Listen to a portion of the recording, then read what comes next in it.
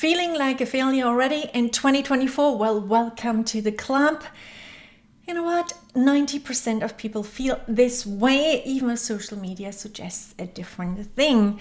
That's why I'm not a big fan of New Year's resolution. They are bullshit. They just put artificial pressure on us that is completely unrealistic, especially as we slow right down over Christmas. We overindulge, our energy levels go down. So why do you expect January to be this magic month full of power? It's doomed to fail.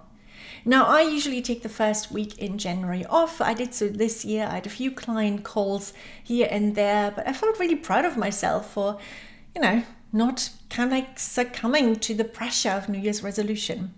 Having said that, last week was meant to be my first week back in the office, and spoiler alert, epic fail.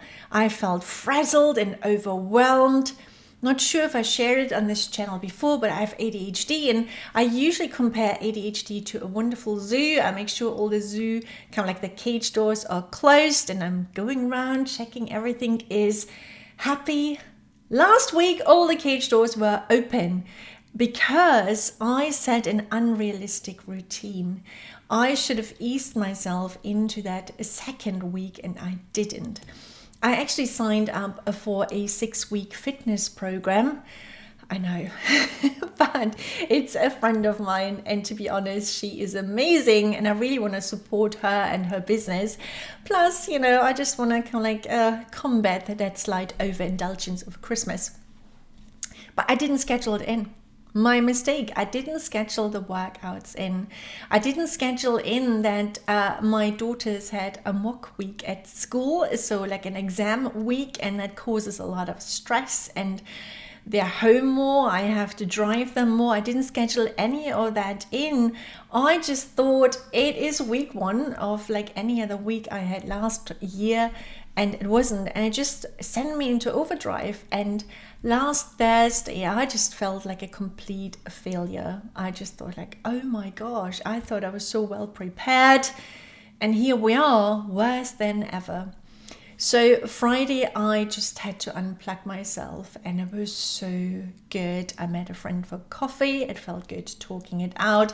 I took my daughters and some friend for lunch. I went for a long dog walk, and I just recalibrated and allowed myself to just get back to a level of a fresh thinking. Because the problem is, when you're in this state of overwhelm and you already feel rubbish about yourself and you feel like a failure, and you don't stop, you're just making things worse. So, not worse, bad, not better. So you have to take some time for yourself. So if you're feeling like that right now, then take that pressure away. If you're able to take a day of work or even just a few hours for yourself and do nothing, just sit with your emotions, sit with that feeling of overwhelm, and just wait for the dust to settle. Now, once you feel, okay, I can actually breathe again, then start planning your routines again. It's so important. I'm somebody, I love my freedom, I hate routines, and yet they're the best thing for me. In fact, they're really good for everybody, but make them realistic. And then stick to it. So take the pressure out, plan your week. And if you want to achieve something, kind of like some other goals, plan them in. But just pick one, don't pick 10. And then also, very importantly, do not feel guilty.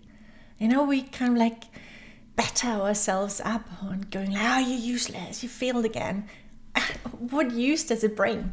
I'm a big fan of Stoic philosophy, and especially of Marcus Aurelius. Highly recommend reading the dude, and his book Meditations was over 2,000 years old, but has so much wisdom in it.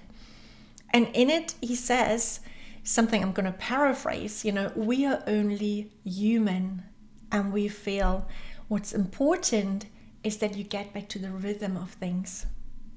So take a break, dust yourself off, have a good routine in place, and the rest will follow. On that note, have a wonderful Sunday, and I'll see you again next week. Take care.